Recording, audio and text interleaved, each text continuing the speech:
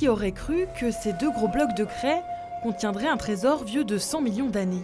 Ici, c'est un os du bassin, c'est l'ilion, qui est un os très allongé, comme ceci. En 2021, quand Éric Buffetot commence à analyser ces os, il ne le sait pas encore, mais il a entre les mains les fossiles d'un dinosaure d'une toute nouvelle espèce, jamais identifiée. C'est un grand dinosaure carnivore qui devait faire dans les 6-7 mètres de longueur.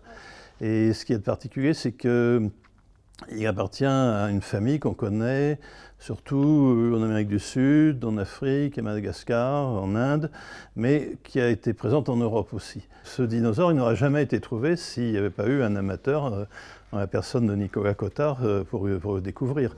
C'est grâce à ce paléontologue amateur, féru de fossiles depuis toujours, que cette trouvaille extrêmement rare a eu lieu. En 2021, puis en 2023, il déniche 2 parties du squelette au pied des falaises de Saint-Jean-Bruneval, la découverte de toute une vie. On s'est rapidement rendu compte qu'effectivement ce bloc contenait des ossements dont on ne connaissait pas la nature. On a un sentiment de contentement naturellement parce que l'idée de trouver une nouvelle espèce, ce petit grain de participation à la connaissance scientifique d'un monde qui nous dépasse finalement. Et même s'il a été trouvé ici, le dinosaure n'était pas normand. Alors comment a-t-il atterri sous ces falaises? Pour comprendre, il faut s'imaginer qu'il y a 100 millions d'années, au Cénomanien, la Normandie se trouvait sous l'eau.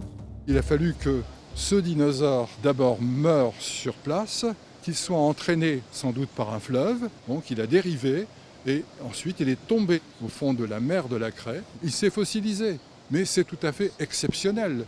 En venant ici, il est illusoire de dire « je vais trouver un dinosaure ».